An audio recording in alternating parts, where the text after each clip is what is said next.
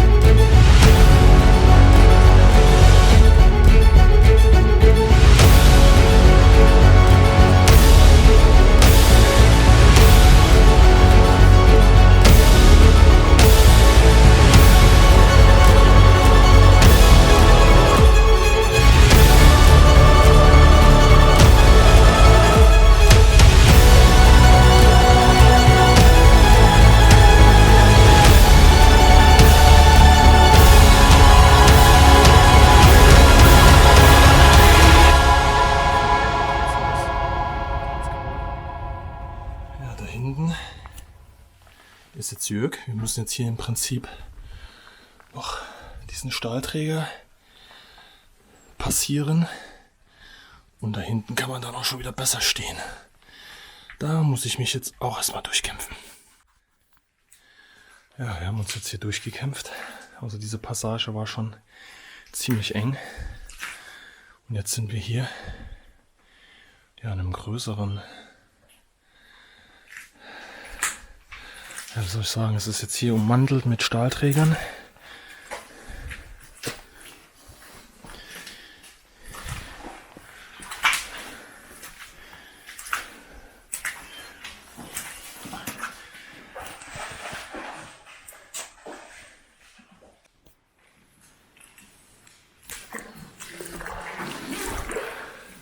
Boah, hier haben wir teilweise richtig tiefe Pfützen. Ist ja hier, wie weit das hier reingeht. Da sammelt sich dann doch stückweise Wasser. Oh, Dennis zieht sich die Watthose an. Oh, Dennis, was ist los? Watthose? Okay.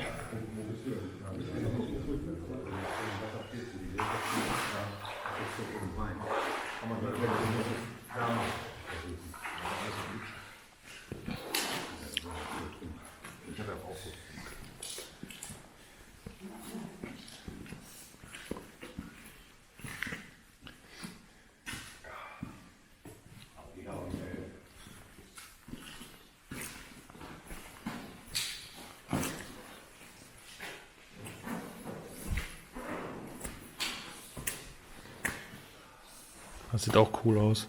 Da oben ist die Rutsche. Da oben drin. Was für ein Trümmer. Ja?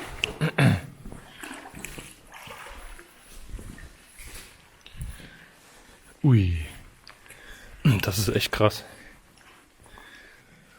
Also hier, Leute, haben wir eine Rutsche. Aber richtig extrem. Riesig. Krass. Vor allen Dingen, was da noch dazwischen steckt, wenn die mal irgendwann runterkippt, ne? Ah ja. Ist immer noch verankert. Wie war das wahrscheinlich mit Luftdruck, oder? Kann das sein? Denke ich auch mal, ne? Ja. Der Luftschlauch dann. Ja. Krass. Das.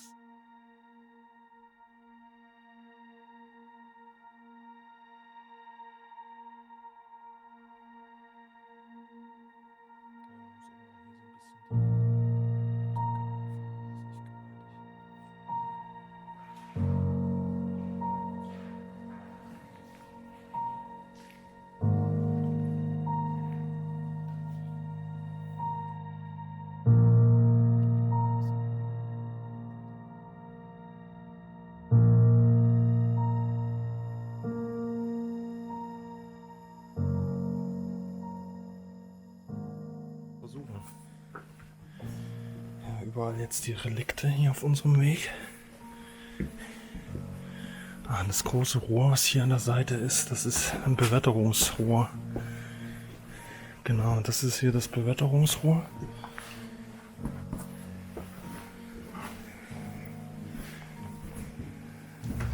Das ist natürlich alles ein bisschen größer.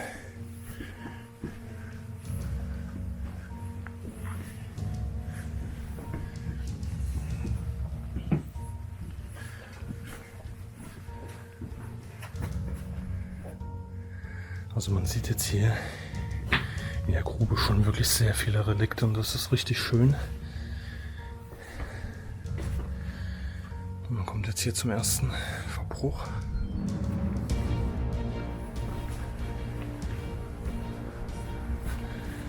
Ja, Melanie kämpft sich jetzt hier durch den Verbruch und muss immer genau gucken, dass man sich jetzt auch nicht groß abstützt in so einem Bereich. Mit diesen Stahlträgern hier ist halt alles trotzdem instabil und da oben liegen auch zum Teil Brocken. Ne? Ja, und jetzt haben wir hier auch ein zum Teil intaktes Gleis. Hier wurde mal provisorisch eine Mauer gesetzt, die man wieder zerstört hat. Ja. Jetzt folgen wir einfach mal hier diesem Gleis.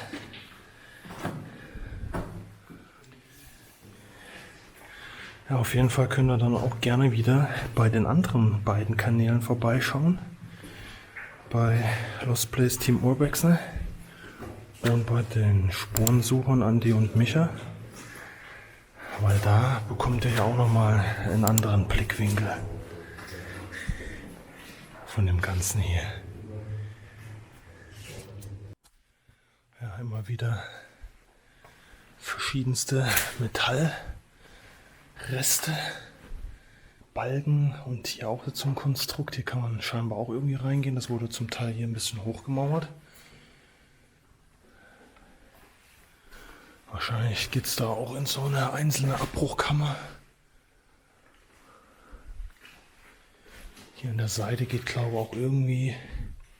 Ich glaube, das ist ein Luft. Oder ist das hier ein Luftdruck? Ne, das ist ein Stahlseil. Das ist ein Stahlseil, das heißt, damit hat man höchstwahrscheinlich irgendwie was bewegt. Oh, was ist das denn? Ah, guck, damit wurde das Wasser nach unten befördert, siehst du?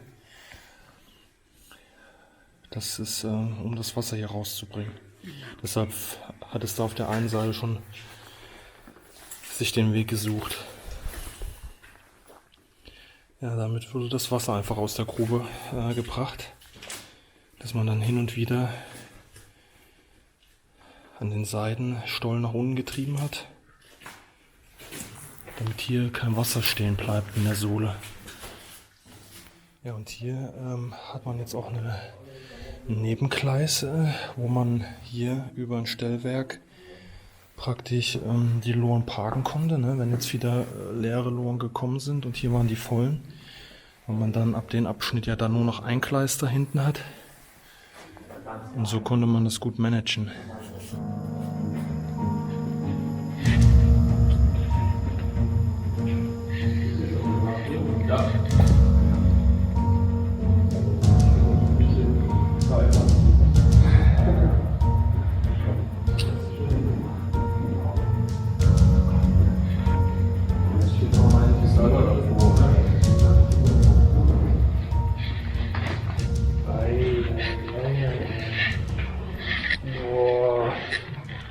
Ist das krass, Leute, ey. Was war das nochmal für... Wie viel Prozent Neigung hier? 45, 50. Das ist krass, ey.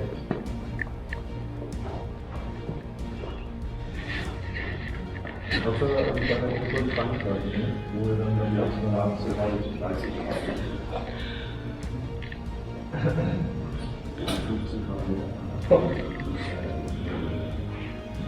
Bist du bis davor gegangen?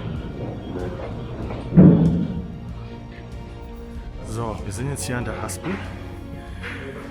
Dennis kommt hier eben gerade runter von dem Betriebshaus, von dem Betriebsgebäude. Und hier war halt so ein Schrägaufzug, wo jetzt alle Mann stehen.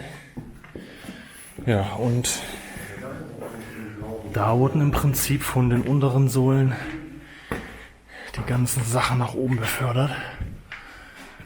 Oh, Monsieur, check gerade mal die Anlage. Es ist schon gewaltig. Man hat jetzt hier eine Neigung von, keine Ahnung, irgendwas zwischen 30 und 40%. Das habe ich nicht mehr so auf dem Schirm. Aber ihr könnt ja sehen, wie gewaltig das ist.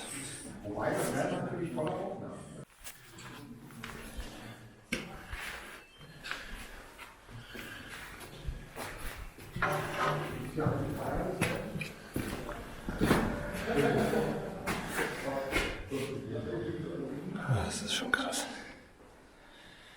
Hier hat man jetzt die ganze Maschine. Den Seilzug. Und hier seht ihr nochmal, wie das hier runtergeht. Das ist Wahnsinn.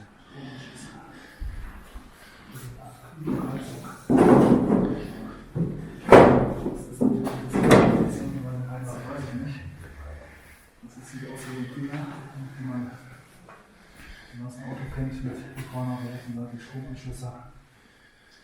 Hier scheint es ähnlich zu sein. Das Ganze mit dem Kippmechanismus. Ja, ich kann mir schon vorstellen, dass der Motor gekühlt werden muss. Ja, ihr habt Jörg gehört, er hat schon mal ein bisschen hier die Maschine erklärt. Zu 100% können wir natürlich das auch nicht wissen, aber ungefähr kann man sich das hier so herleiten.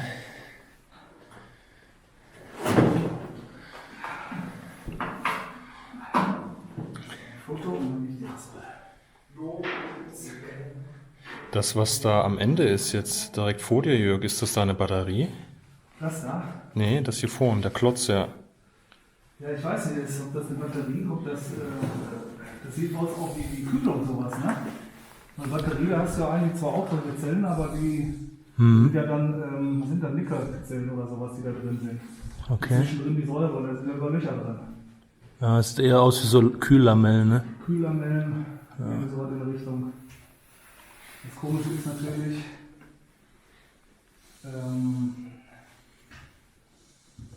der Drehmechanismus. Das sind im Endeffekt fast zwei identische. Ich kann mir jetzt nicht vorstellen, dass da irgendwie, vielleicht auch mit Luft, dass die Luft praktisch rausgeholt worden ist oder runtergeblasen worden ist und die gekühlt worden ist. Weil es geht ja da jetzt runter. Ja. Und da werden auch Luftblasen runtergegangen sein. Also, dass das parallel passiert ist. Nicht nur der Seilzug, Schrägaufzug, Genau. sondern auch die Belüftung irgendwo. Ja, wie gesagt, wir wissen es aber nicht zu 100%, aber das ist ja immer das Spannende, das selber irgendwie so ein bisschen herzuleiten. Aber das sieht schon krass aus, einfach diesen Zustand. Das ist so ein Zustand, den wünscht man sich immer. Unbeschmiert, aber halt Zahlen der Zeit. Das ist wirklich krass.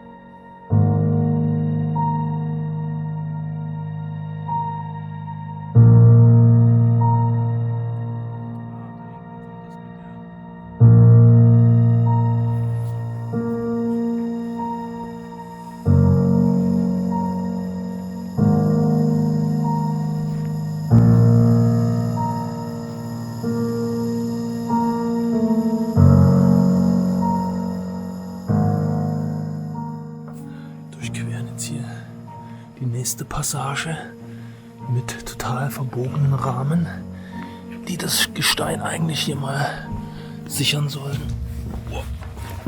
Und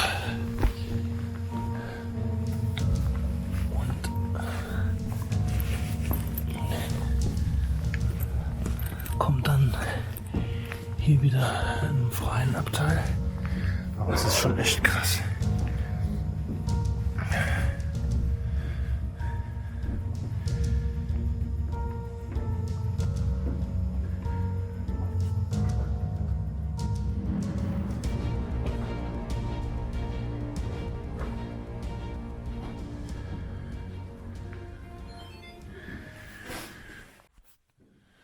Ja, hier haben wir jetzt die erste kleine Sprengkammer, wo Sprengmittel gelagert wurde, um hier weiter in den Berg vorzustoßen.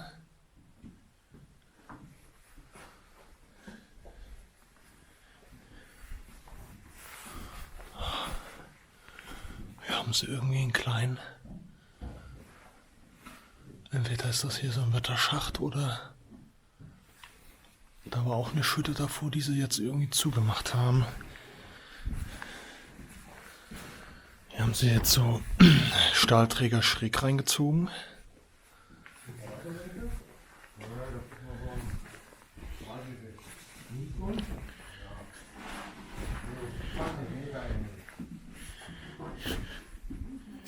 So, wir befinden uns jetzt hier auf dem Rückweg wieder, weil wir gerade eben auf das Messgerät geschaut haben und schon einen Wert von 5000 ppm hatten.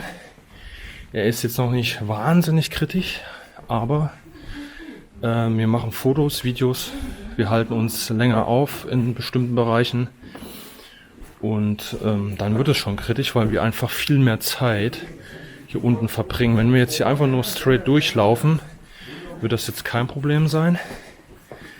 Aber der erste aus unserer Gruppe hat auch schon angezeigt, schon leichte Kopfschmerzen hat. Ja, und das sind halt die Indizien, die muss man auch sagen in der Gruppe, weil sonst kann das keiner wissen. Und dann tritt wirklich die Situation ein, dass einer umfällt oder es ihm so schlecht geht, ja, dass man dann ein Problem auch hat, denjenigen hier wieder rauszubekommen. Ja, und das haben wir jetzt einfach entschieden, weil es ja sowieso ein riesiges Bergwerk ist. Und ja, das ist ja jetzt nicht zum letzten Mal. Wir machen jetzt in dem vorderen Bereich definitiv noch Filme, Fotos, weil wir auch einen Abschnitt passiert haben, wo eine Mauer gezogen wurde und es da einen kleinen Durchbruch gab. Und wir schätzen mal ein, dass ab da die Luft halt schlechter wurde, weil man jetzt auch nicht mehr den Luftzug so hatte, den man die ganze Zeit über so ein bisschen gespürt hat. Ja, so ist das halt. Da muss man drauf achten.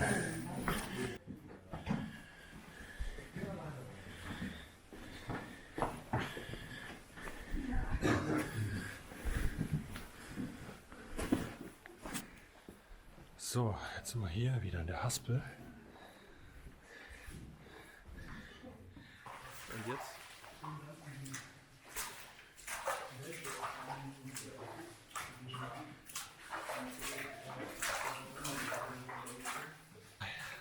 Ich bin jetzt mit Andi hier mal eben so einen großen Parallelstollen gegangen und haben festgestellt, dass sich das hier nochmal abzweigt. Es geht im Prinzip da noch sehr weit rein. Und auch hier an dieser Stelle, da ist auch ein Stahlträger und dann zeigt auch wieder ein Pfeil so nach oben. Also hier ja, haben wir einiges zu tun. Da könnt ihr das auch nochmal sehen. Ja.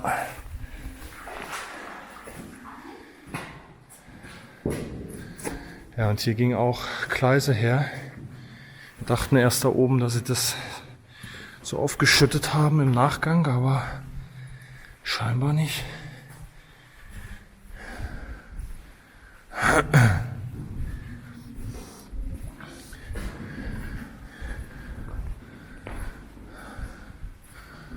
Ja, ich habe da nochmal Versinderung überall.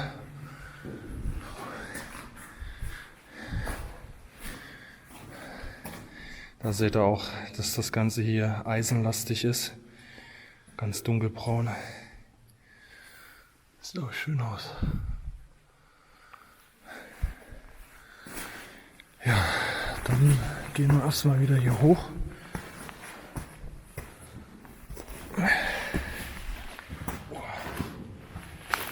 Und da oben steht Melanie.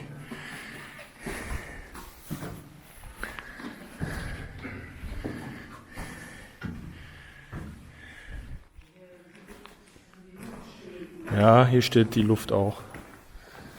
Ja, wir sind hier nochmal im Betriebshäuschen. Oh, hier ist die Elektrik gewesen. Hier hast du noch einen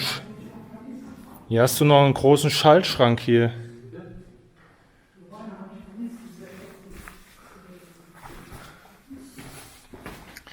Ja, hier ist ein riesen Schaltschrank mit diversen Hebeln. Zuschaltung, Trafo. Ja, es sind verschiedene Trafos untergebracht gewesen, um die Anlage hier auch vernünftig dann mit Strom zu versorgen für die einzelnen Maschinen und alles, was irgendwo Strom brauchte.